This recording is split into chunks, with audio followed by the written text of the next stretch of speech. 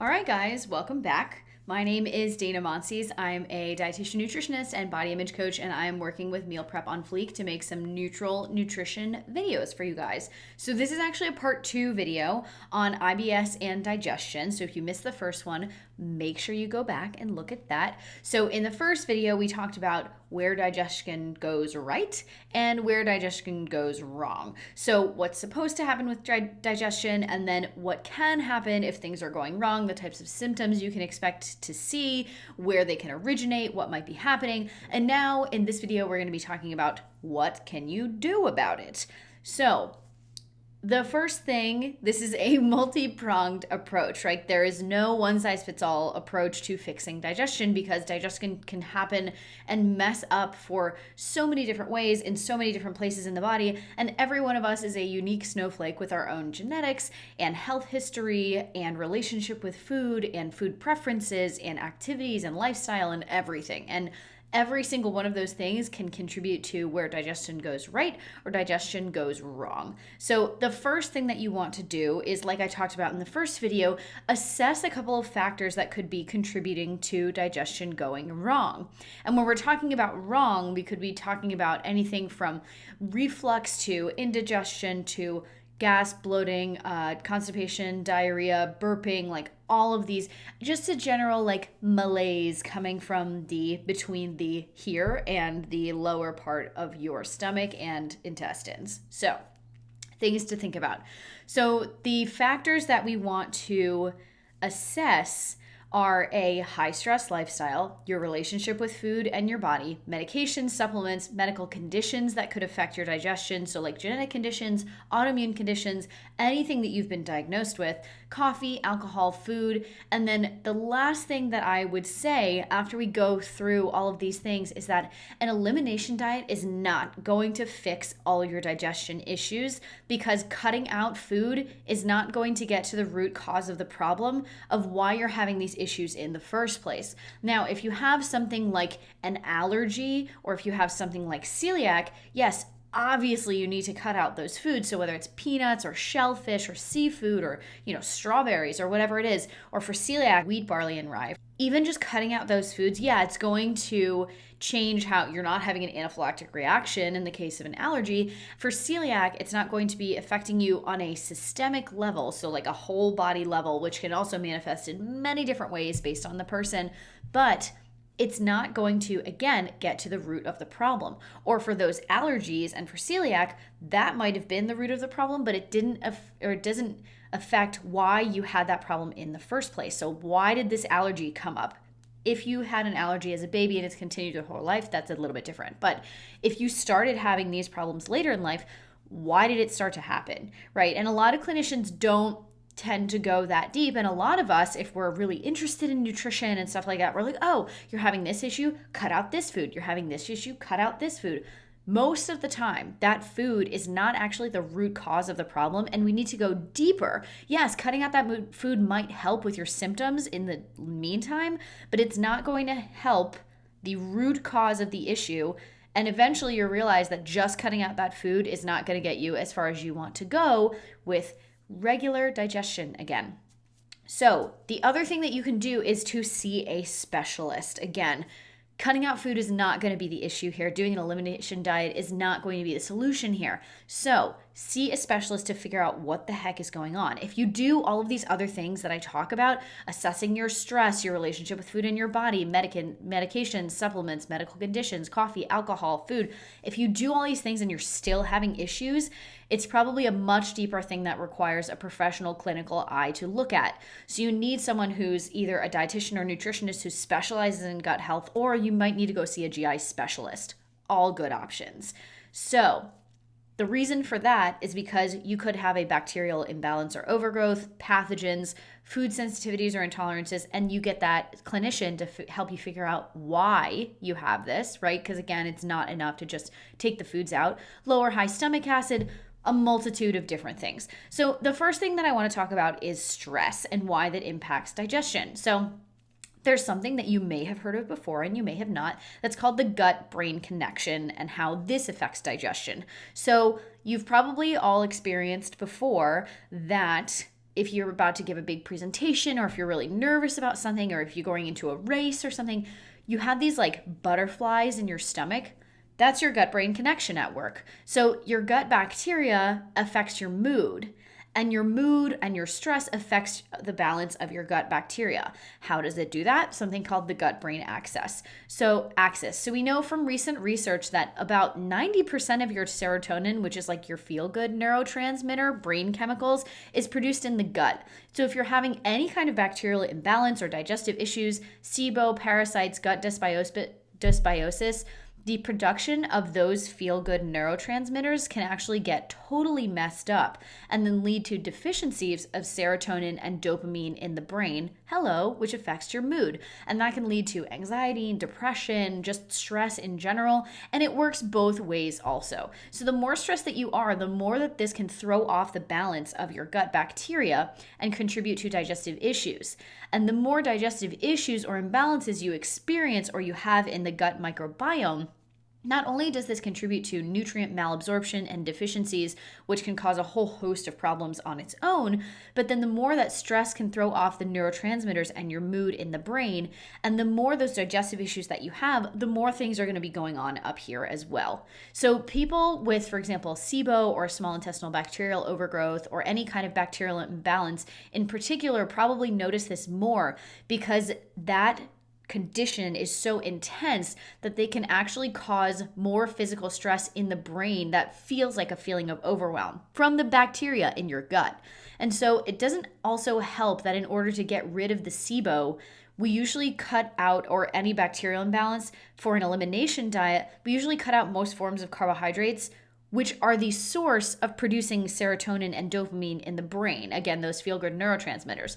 So you're feeling brain foggy and you're feeling confused and you're feeling overwhelmed, and then your body doesn't have the fuel in order to produce those feel-good neurotransmitters again. So all just kind of a cluster of a situation. So then going even more to how stress itself impacts digestion, so we're going kind of from the top down here, is when you are in fight or flight mode of the nervous system. So there's, again, two branches of the autonomic nervous system. We talked about this in a previous video. So there's fight or flight and there's rest and digest. When you're in fight or flight mode, this actually shuts down digestion, because if you're running from a tiger, you're swerving away from a car in traffic, whatever it is that kind of activated your fight or flight nervous system, your body's like, well, I needed to divert all of my resources to running away, getting at my heart rate, get the blood pumping. I don't need to be focusing on digestion right now because digestion isn't going to save my life in this moment. So that's not a great thing if we're having digestive issues, because there are a lot of different reasons that we can be in fight or flight. Like we mentioned in the last video, if you got a really stressful job, relationship, you're living through a global pandemic, like you get these crazy emails from your boss all the time, it can be anything. And so specifically, one of the things that we can do here, right, because this video is talking about what can we do about it, is to practice mindful eating. And people are like, oh, mindful eating, that's going to help a lot. But really, like we talked about last time, your digestion starts in your mouth. And really, it starts in your mouth and it starts in your mindset at the same time. So if you're really stressed about the foods that you're eating, or if you're stressed about what's going on in the world and you're trying to eat, you're going to be eating a lot faster than you normally do. You're not going to be chewing your food as much. You're going to be swallowing a lot more air. If you're drinking carbonated water, or if you're drinking alcohol or something with your meal, that's going to mess up your digestion. And so backing up, like we're all getting stressed out just thinking about this, one of the first things that you can do is to, again, start from the top down. Where can we slow down? Where can we facilitate digestion in a better way, starting in the mouth so that we don't have as many issues on the way down? So mindful eating, going back to that. Make sure you slow down and take the time to actually chew your food. You don't need to chew it 50 times. What I usually tell my clients is that chew enough so that you don't need to take a big gulp of water to kind of wash it down. If you're drinking water all the time when you're eating, you're diluting your digestive juices, which means you're diluting your digestive enzymes, which help you break down food. We don't want those to be diluted. We want those to be entirely intact so that they can help us break things down. And if we haven't, again, switched from fight or flight to rest and digest, like the parasympathetic nervous system, right, then our bodies are not ready to digest and absorb food. then they won't produce as much stomach acid or enough digestive enzymes to actually break down the food we are eating in a stressed out state, like if we're not sitting down, if we're eating in the car, if we're doing work while we're eating, if we're stressed out before we even sit down to eat, which then can result in gas and bloating because the body hasn't adequately prepared the raw materials, digestive enzymes or stomach acid, to adequately break down the food. And if you're not chewing enough, then on the way down, your body has to do a lot more work in order to break that food down for you, because that's why we have teeth, because we're supposed to be breaking down the food that we are eating so it's easier on the body. And eating quickly can also lead to swallowing a lot of air, which can lead to more gas and indigestion. So that is the gut-brain connection and the stress piece, and now we have an action item of what we can do to kind of help facilitate things around. So let's talk about food now, because I know that's what you guys are really here to learn about. So how does food itself impact digestion? So certain foods are just naturally harder to break down than others based on their chemical structure. If you have any enzymatic deficiencies, primary or secondary, which means if you are born with something that is like if you're born with something lactose intolerant, or if you have something like hypothyroidism, which makes you have other intolerances, that's kind of secondary. So it's happening second to something else happening. But unless it's a peanut allergy or celiac, again, cutting those foods out alone is not going to solve the problem. And if you do cut out those foods, it doesn't completely solve the problem, because you'll most likely still have a lot of inflammation and damage to heal from consuming those foods. So for example, if I get a client who has celiac, yes, I need to take them off of gluten immediately. But then in addition to taking them off of gluten, we need to do a lot of gut healing, because depending on how long they've had celiac undiagnosed or they've been eating gluten, they're going to have a lot of autoimmune related damage in the body. So again, cutting out gluten isn't going to cut it. We don't stop there. We have to do a lot of adding in certain foods and adding in supplements to facilitate healing. There are some other things that you can do also to increase the digestibility of certain foods that are just naturally harder to break down than others. So for example, beans, everybody knows that they're called the musical fruit, but that doesn't mean you don't have to eat them, and that doesn't mean that you can't eat them even if you're experiencing digestive issues right now. A couple of the things that you can do with beans and also nuts are also like soaking beans or sprouting them, or soaking and sprouting nuts. You can do the same thing with rice.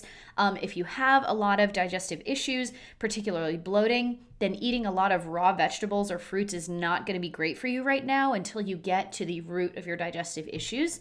So make sure that your vegetables are cooked through. And again, large amounts of fruits and vegetables are not going to be great for your digestion, but that doesn't mean, again, that you should stop eating those. That means that let's figure out the root of the problem while we're trying to figure out why we're having these issues with fruits and vegetables. And then the goal is to start adding those back in as soon as possible without symptoms. And then food can also be used as information. So you want to think about what the particular foods that you might be reacting to can tell you about what's going on. So if you find that you're having a lot of digestive issues, another thing that you can do is to download a food symptom tracker app.